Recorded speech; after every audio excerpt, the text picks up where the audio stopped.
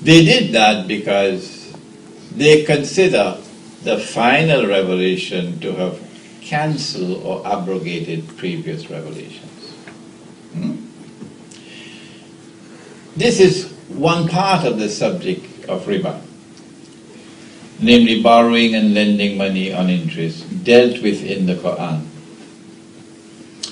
And we have explained, and we've done it, I believe, adequately, that this is a method through which the moneylender remains permanently rich and constantly grows richer.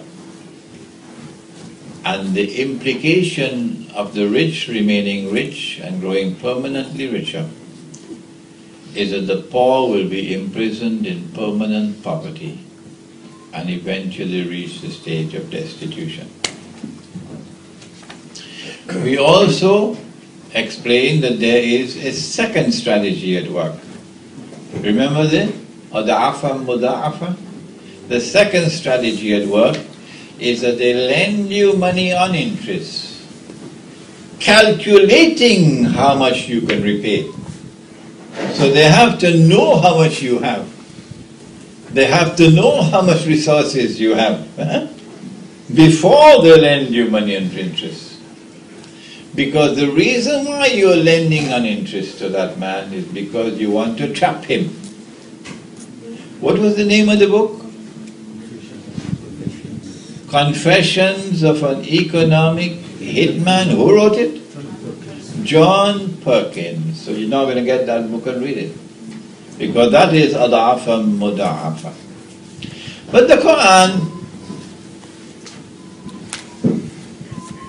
also spoke about something else in the economy of the Prophet Shu'aib alayhi salam, that there was riba in that economy and Allah destroyed them and gave a command, وَلَا تَبْخَسُوا النَّاسَ أَشْيَاءَهُمْ.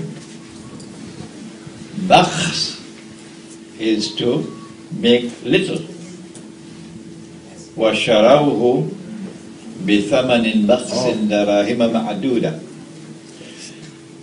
Do not diminish. Do not diminish people's wealth, people's property, people's goods. وَلَا تَبْخَسُوا النَّاسَ أَشْيَاءَهُمْ.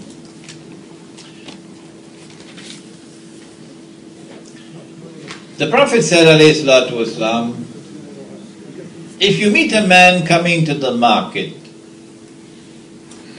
to sell his watermelons. You got watermelons in Simontown? And you buy his goods from him before he can enter the market. And when he enters the market, he finds out that he could have gotten a better price in the market. That's riba. Because you exploited his ignorance of the market price.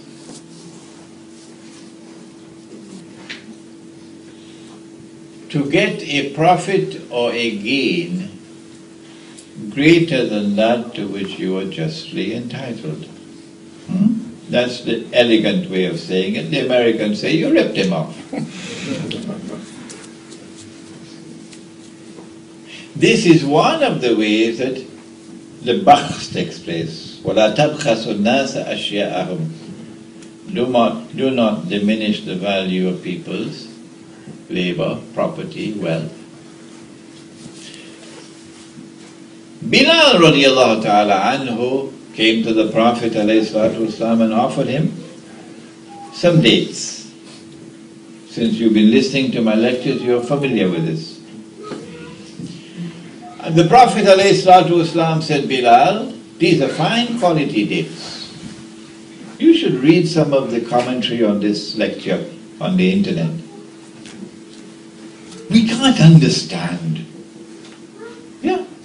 Read some of it on the internet. sometimes get a chance to get away from my wife and get the computer and take a look at it. She says that's his second wife. These are fine quality dates. Bilal, where did you get them? O Messenger of Allah, I had 2 kilograms, 2 sa'as, so let's use kilograms, of inferior quality dates, and I exchanged them for this 1 kilogram of superior quality dates. If the 2 kilograms of inferior quality dates were worth 25 your money is called? Rands. 25 rands each, okay? So the 2 kilograms would be worth 50 rands? 25 by 2 is 50? Is it? Right, good. So the 1 kilogram of the superior quality dates is worth 50 rands. So in value, the transaction is the same in value. Bilal, this is riba, the essence of riba. You could imagine how Bilal must have been shaking. Bilal, what you should have done was to sell the 2 kilograms of inferior quality dates and take that money and buy the 1 kilogram of superior quality dates. But a direct exchange of dates for dates, which was unequal, was haram, was riba.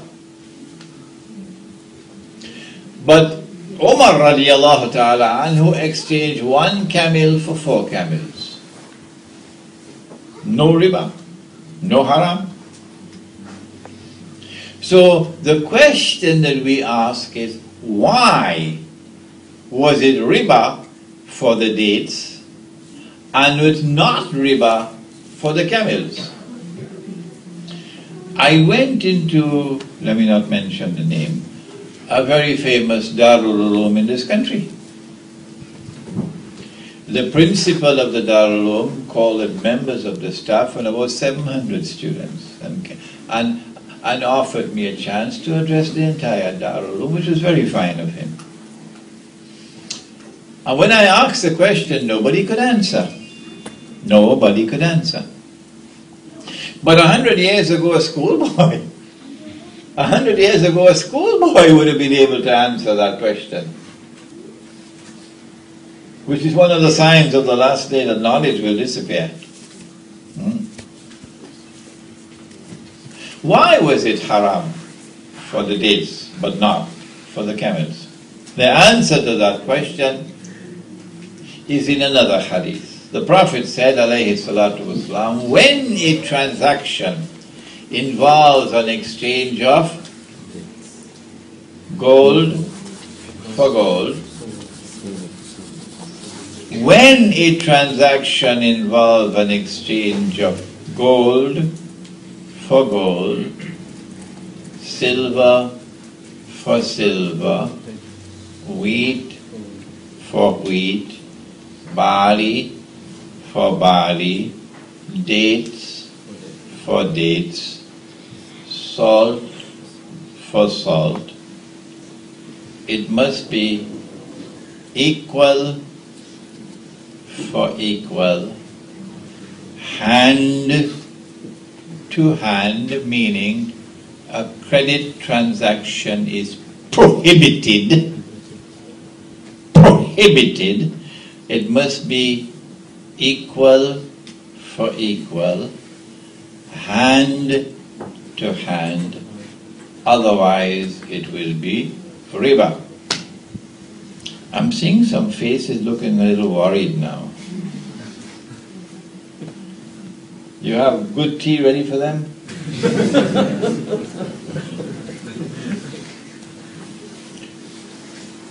It's really not so difficult. What is common to all these 6? What is common to all these six? Answer: they were all used as money in the market in Medina. If gold and silver were in short supply, gold meaning the gold dinar, silver meaning the silver dirham. If gold and silver were in short supply in the market in Medina, they would use dates as money, because dates were in abundant supply in the market in Medina. Number two, in all six of these, the value of the money, as Sheikh Ali Mustafa was mentioning with it this morning, in all six of these, the value of the money is inside the money. Yes. And so we say that the money has intrinsic value. Can you believe this?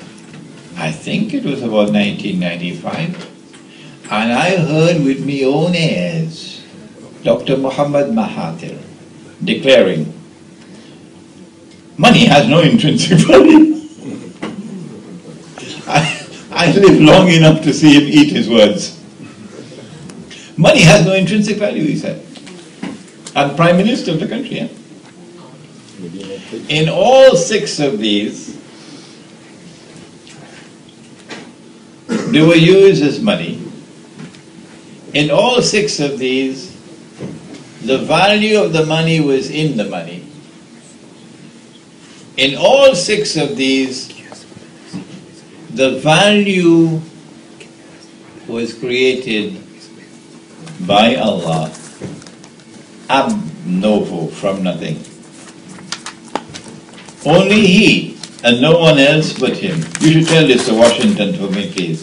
Only He and none but Him is Badi'us Samawati wal Ard. Khaliq is He who creates.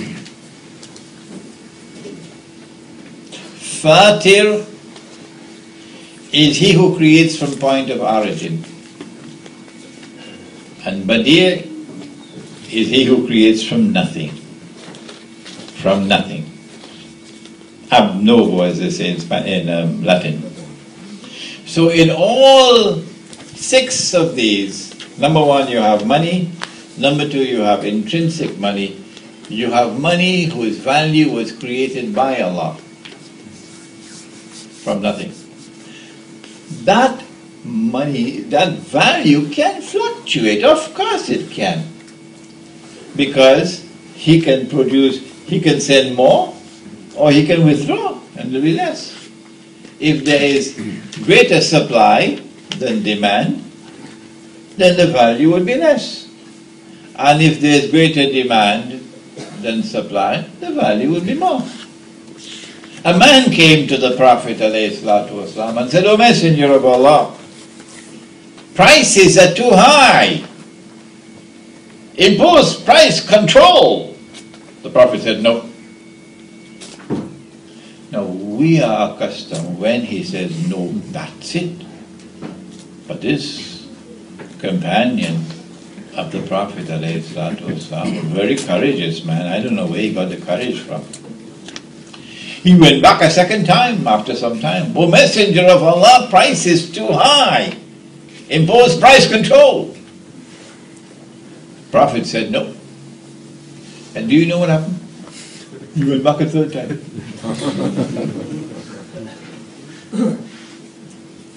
So it must have been very high. And again the Prophet said no. Because Islam gives to the world nothing more than this. Nothing more than this. A free and a fair market. Nothing more than this.